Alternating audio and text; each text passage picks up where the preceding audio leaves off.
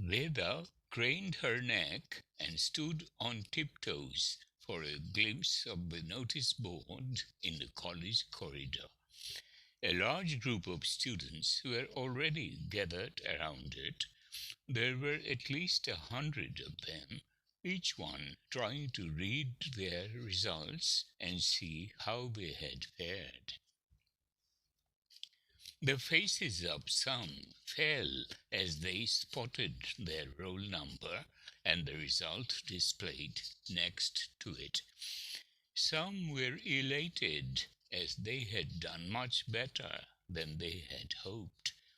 As each student spotted their result, they left the group and immediately a sea of other students surged forward, occupying the space. Veda was at the edge of the group, and as each student left, she found herself being propelled forward involuntarily by the people behind her. At last she reached the front and she ran her finger down the glass, trying to find her roll number. Her finger stopped when she found it. Her heart almost stopped too when she spotted what was written next to her roll number. The word failed leapt up at her. Her eyes filled with tears, and she blinked them back. She had hoped to get through because of her strong language skills and the fact that she had paid attention to the lectures, but the questions asked had been very different from the ones she had been expecting. She knew she had done badly, but she had never thought that failing the exam would be a possibility. Veda turned away from the notice board with her shoulders drooping and a heaviness in her heart. Failed, failed, failed. The words in red grew inside her head and assumed the shape of giant letters. The letters then melted and seemed to fill every part of her body. Nobody had noticed her, and nobody cared about her results. They were all far too occupied with their own results. But Veda imagined everybody staring at her and pointing fingers at her. She didn't look at anybody. She hung her head and stared at the ground. Her cheeks burned with shame as she made her way out of the college. In a way, she was glad she had no friends in this college. Being the only married person, and the fact that she had joined college only in the third year, she was a bit of an outcast, and nobody paid any attention to her. When she was in the auto rickshaw heading home, the tears flowed freely and she sobbed, her breath coming in harsh snips and jerks. The auto driver, an elderly man, looked at her in the rear view mirror and asked, Betty, bad result? Veda was crying so hard she could not reply. The tightness in her chest threatened to explode. She nodded, sobbing even more. Don't worry, try supplementary exams, said the auto driver in English.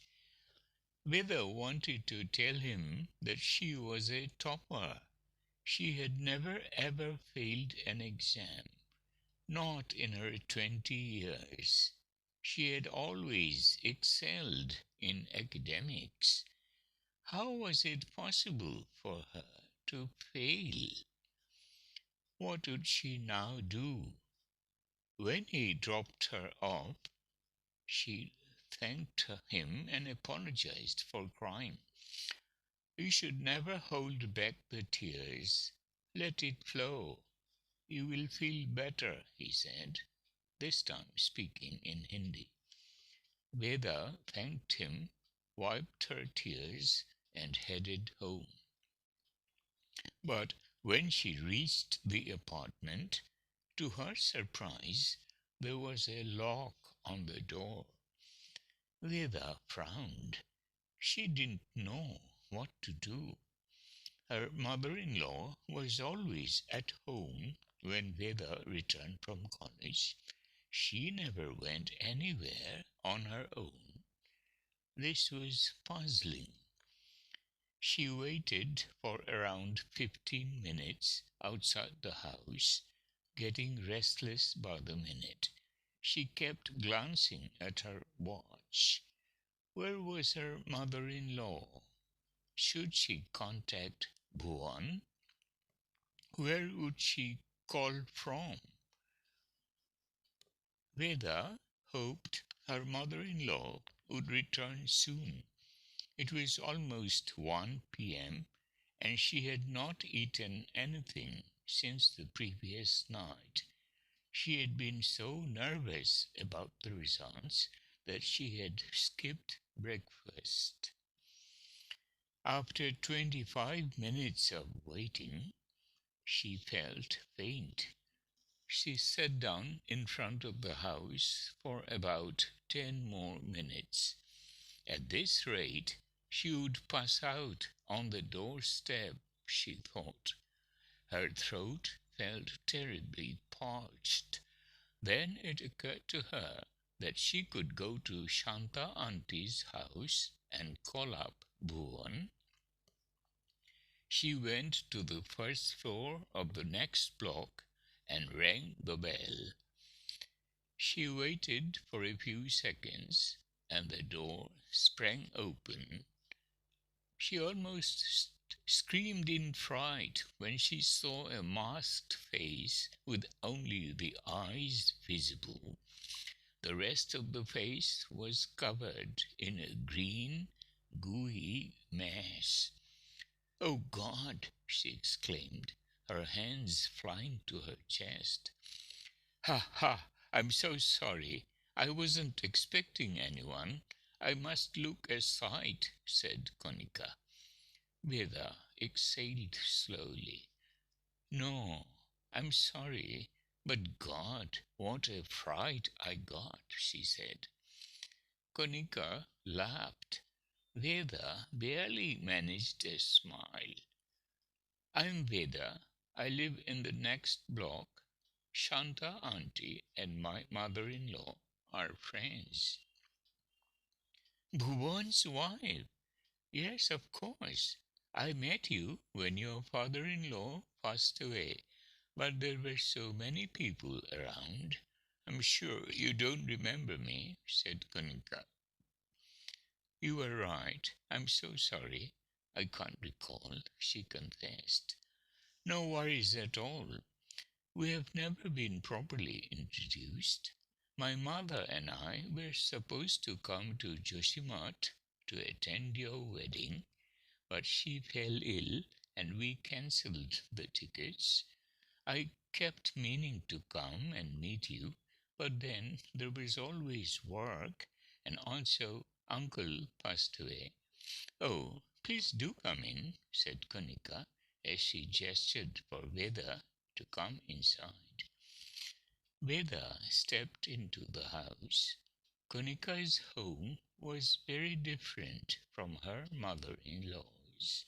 The interiors of the house made her forget her problems temporarily.